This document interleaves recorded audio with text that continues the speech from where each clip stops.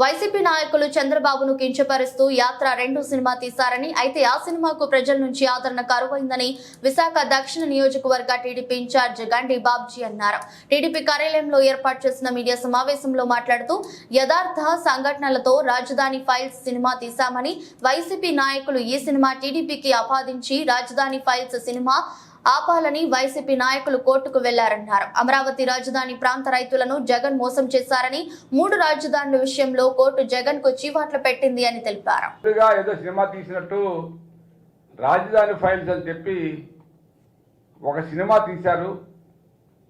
అది ఒక యథార్థ గాథ. అది it's not a joking movie.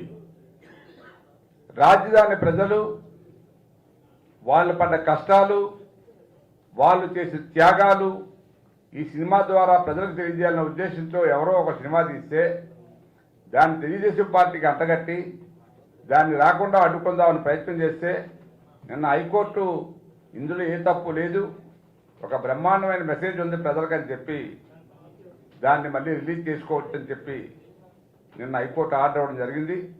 అంటే ఈ మూలంగా ఈ సందర్భంగా నేను ఒక విషయం చెప్పదలుచుకున్నా. ఏదైతే ఈ మహానుభావుడు ముఖ్యమంత్రి అయ్యాడో జగన్ రెడ్డి ముఖ్యమంత్రి అయిన వెంటనే ఆ ప్రాంతంలో ఉన్న ప్రజలు ఏమనుకున్నారంటే, మా ప్రాంతంలో ఇల్లు కట్టుకున్నాడు, మా ప్రాంతం అంతా కూడా బ్రహ్మాండంగా అభివృద్ధి చేస్తాడు, ఆయన ఇల్లు కట్టుకున్నాడు కాబట్టి మమ్మల్ని మోసం చేయడం నమ్మకంతో ఆ రోజు చంద్రబాబు నాయుడు గారి నమ్మకంతో 33,000 ఎకరాల భూమి ఇచ్చి మరి చంద్రబాబు నాయుడు గారు అభివృద్ధి చేస్తారని తెలిసినప్పటికీ ఇంకా అంతకన్నా సూపర్గా జగన్ కుర్రోడు డబ్బులు అయ్యి అక్కర్లేదు, డబ్బు సంపాదించుకున్నాడు వాళ్ళ నాన్న ముఖ్యమంత్రిగా ఉన్నప్పుడు అని చెప్పి ఆశపడి ప్రజలు మోసపోయి జగన్కు ఓట్లు వేస్తే ఇవాళ జీవితాలతో ఆటలాడుకొని ఆ ప్రాంతాన్ని అడవి పరంగా నిజంగా అడవిలా తయారు చేద్దామని ఆలోచనతో దాన్ని పక్కన పెట్టి ఒక పిచ్చి తొక్కలలాగా 3 రాజధానులు అని చెప్పి ఏ ఒక్క రాజధాని కూడా డెవలప్ చేయకుండా చివరికి విశాఖపట్నం రాజధాని చేస్తామని చెప్పారు. విశాఖపట్నంలో కూడా పిచ్చి పిచ్చి పనులు చేస్తూ ప్రభుత్వం ఒకటి చేస్తే ఇవాళ కోర్టుల్లో ఒకటి జరుగుతుంది వారికి, అయినా కూడా సిగ్గులేదు. కోర్టులు చాలా చివాట్లు పెట్టే ప్రభుత్వానికి పెద్దలకి మీరు ఎట్లా వెళ్ళిపోతారు, మీరు కోర్టు యొక్క ఆచరణలు పాటించరా అని చెప్పి దెబ్బలు పెడితే ఇప్పుడు ఆగడం జరిగింది. చివరికి ఇలా పరిపాలన కంప్లీట్ అయిపోతుంది, ఎక్కడా కూడా రాజధాని చెప్పుకోలేని పరిస్థితి ఉంది మనకి. ఈ ఆంధ్ర రాష్ట్రం అంత జిజాయిపోయింది. 5 కోట్ల ప్రజలకు నువ్వు ఆ వేళ ఏం చెప్పావు? మడవ తిప్పానన్నావు, చేసావా? ఎంతమంది చదువుకుంటే అంతమంది పిల్లలకి అమ్మఒడి వేస్తానన్నావు, ఎంతమందికి వేస్తున్నావు? ఒకరికి వేస్తున్నావు. మరి ఈవేళ నువ్వు అడిగిందే తడువుగా కార్మికుడికి 75% ఉద్యోగాలు ఇస్తానన్నావు. నేను తీసుకొచ్చిన కంపెనీల్లో ఎన్ని కంపెనీలు తీసుకొచ్చావు, ఎంతమందికి ఉద్యోగాలు ఇచ్చావు? తర్వాత ప్రతి నెల జనవరిలో ఒక job calendar, permanent job calendar ప్రభుత్వంలో ఎన్ని ఖాళీలు ఉన్నాయి, ఈ ఖాళీలన్నీ కూడా మేము నోటిఫికేషన్ ఇస్తూ ప్రతి జనవరిలో ఎంప్లాయ్మెంట్ నోటిఫికేషన్ ఇస్తూ ఉద్యోగాలు ఇస్తానని చెప్పావు. ఒక్క సంవత్సరమైనా నువ్వు నోటిఫికేషన్ ఇచ్చి ఉద్యోగాలు ఇచ్చావా?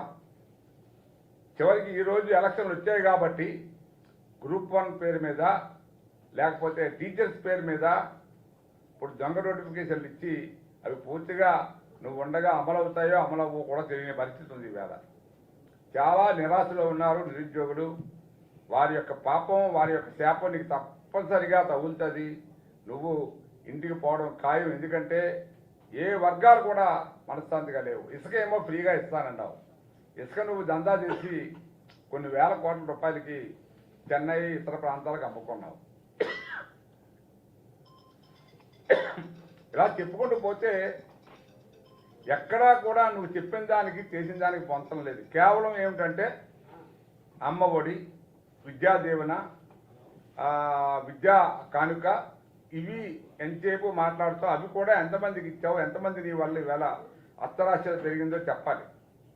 ఈవేళ మనకున్న అక్షరాస్యత గతంలో కన్నా పడిపోయింది ఈవేళ.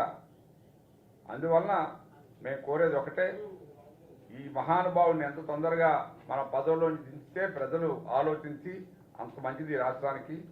రేపు ఒక విజన్ నాయకుడు ఈ రాష్ట్రానికి ఆల్రెడీ 14 సంవత్సరాలు ముఖ్యమంత్రిగా చేసి ఎట్లా పరిపాలన చేయాలో ఒకసారి రుచి చూపించిన నాయకుడు హైదరాబాద్ని వేళ ఎలా తయారు చేశారో చూసి మీ అందరికీ అర్థమవుతుంది.